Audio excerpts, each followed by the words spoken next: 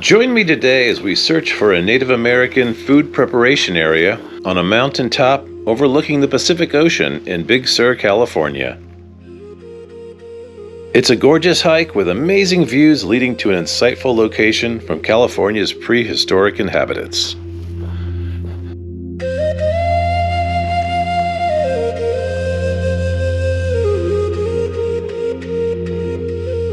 Today finds us on the central coast of California, the southern end of Big Sur, and on a mountaintop, overlooking the Pacific Ocean and all the wilderness around it. A very special location that connects us like a time bridge to the past, offering us insight into the daily lives of a people we can never really know.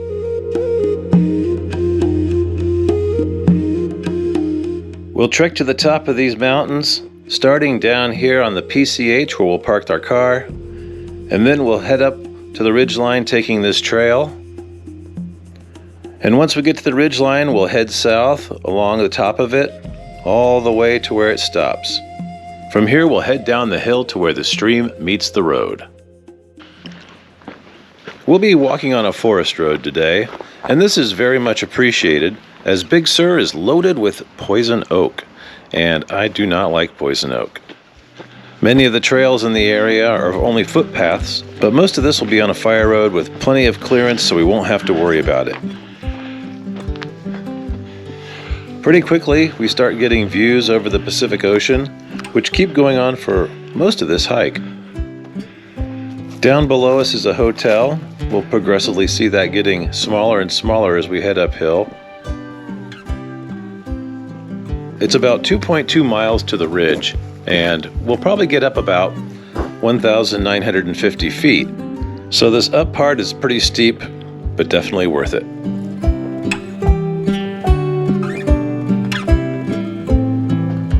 The trail's been offering wonderful views of the ocean. At this point, it's getting to be that airliner view, where when you see something out by the horizon, you can't tell if it's a tanker ship or an airline.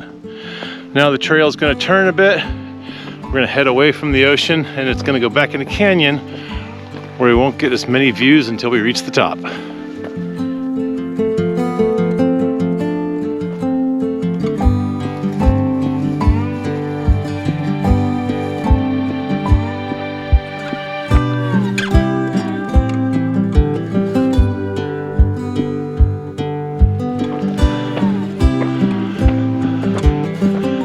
Finally, we made it to the ridge. Here a road goes off this way. Who knows where that goes? And one goes off this way. That's where we're gonna go.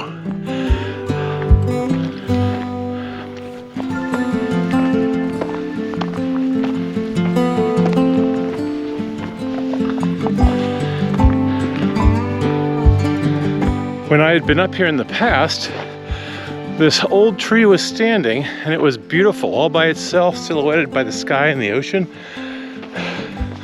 Of course, that was about 3 years ago, and it looks like something happened, because it is gone.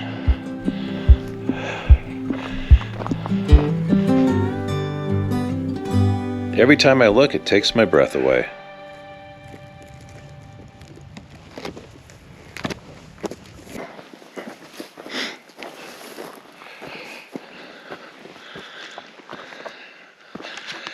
See that blue thing down there?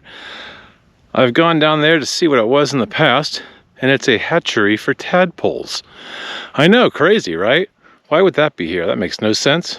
But when you look just to the left, there's a lot of trees and a deep ravine. And what I found was there's a small spring in the top of that ravine right over here. And there's a little pipe, a hose that runs down over to there, making sure there's water. And I'm assuming they hatch here and make their way down below to where the water flows and then populates all the way down to the bottom. Not sure who set that up, but it's kind of an interesting thing to find. Another interesting thing up here is right over here, there's a little fenced in area right here. it's really small, and it kind of begs the question, what is it doing there? Why is it fenced in? Kind of too small to keep animals, and why would you want to pen them in way up here anyway? Another mystery of the mountain. Next, we're heading up here.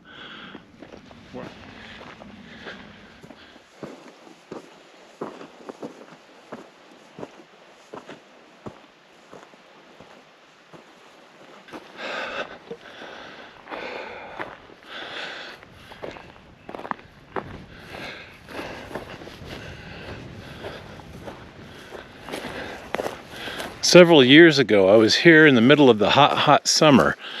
And when I got up to this point, and there were very few trees, all I wanted to do was find some shade to have my lunch in.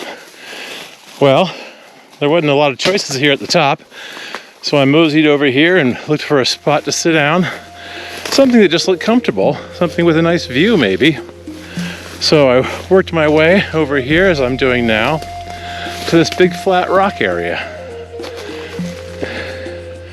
And as I sat here looking around, I realized there's an interesting feature to this rock that I hadn't noticed. It's full of mortar holes.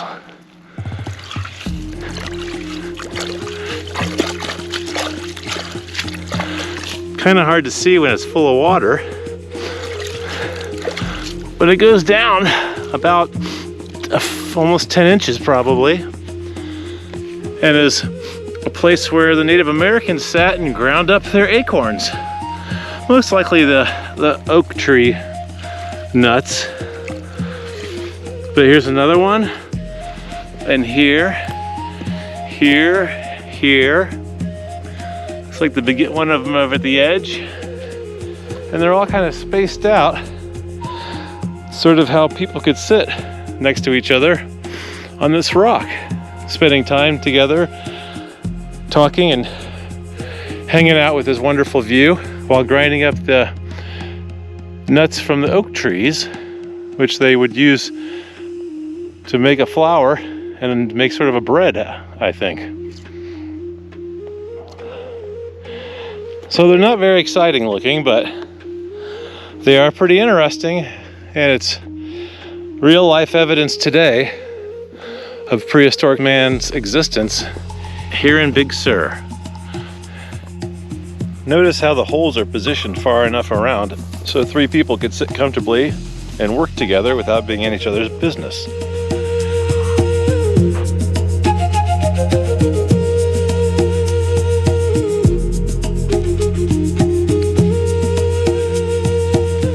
Each mortar was shaped by hands, doing the same motion thousands of times, grinding, pausing, talking, laughing, and teaching.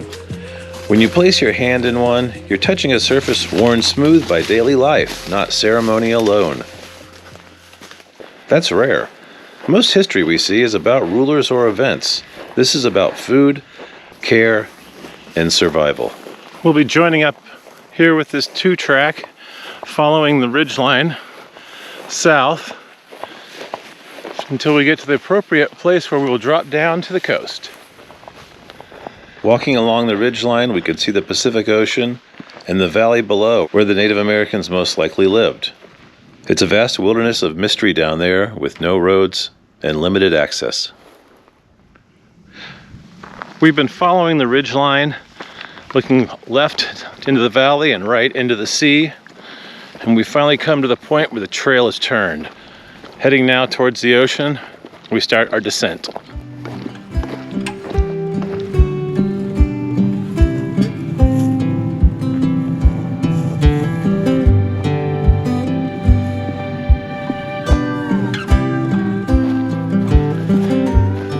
Seems like everywhere you turn in Big Sur, beautiful views are everywhere.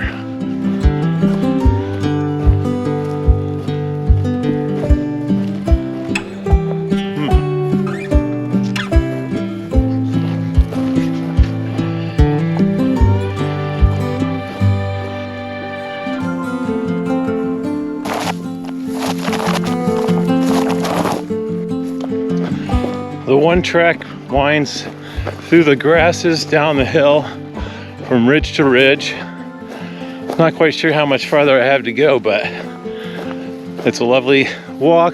I've seen pretty much nobody, not even cows on this one. I saw one deer earlier, but he didn't come over to say hi.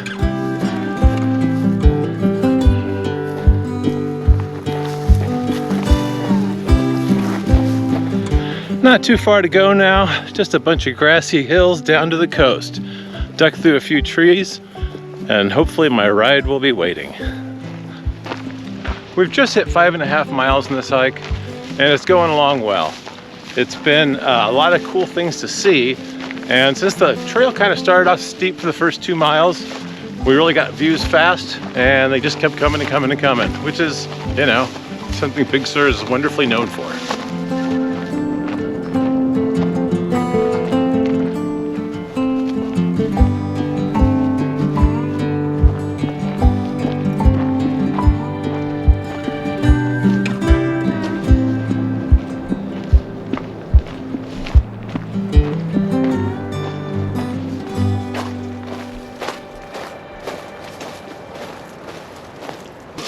Well, the sun is starting to get at a pretty low angle, so I best be bidding everyone a fond farewell and adieu. From Big Sur, California, thanks for joining me.